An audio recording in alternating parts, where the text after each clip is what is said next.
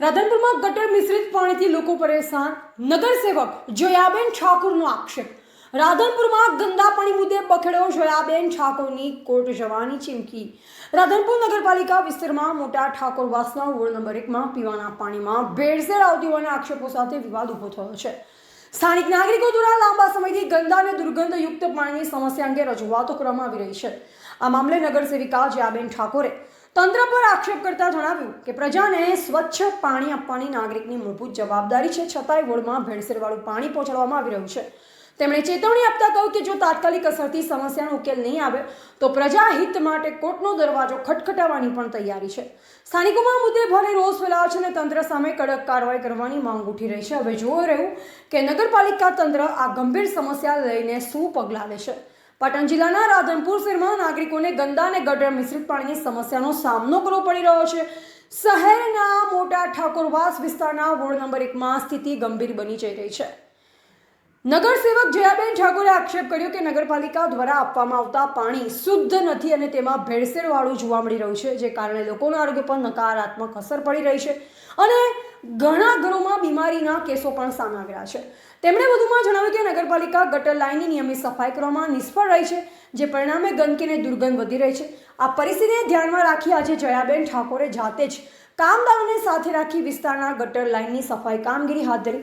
તેમણે તંત્રને તાત્કાલિક પગલાં લેવા અને સ્વચ્છ પાણીની સુવિધા સુનિશ્ચિત કરવા માંગ કરી। સ્થાનિક લોકોમાં પણ આ મુદ્દે રોષ જોવા મળી રહ્યો છે અને વહેલી તકે સમસ્યાનું નિરાકરણ લાવવા માંગ ઉઠી રહી છે। ધ ગુજરાત લાઈવ ન્યૂઝ સાથે ગોવાભાઈ આહિર, પાટણ।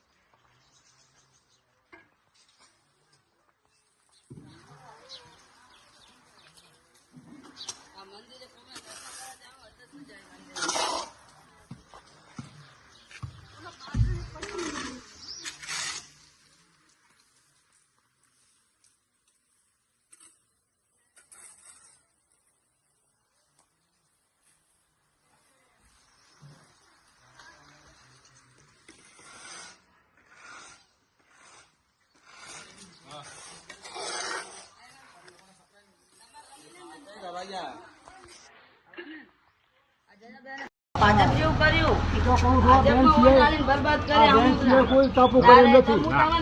ભાજપમાં કોઈ વોટ ના આ ભાજપ વાળા કે વોટ આલો ભાજપમાં, ભાજપ વાળા આપણું સારું કરશે। એક ફોન કરે ભેગા આવ્યા હતા તો પછી રોજે રોજ ગટર તો કાઢવી પડે, કેવું થાય છે?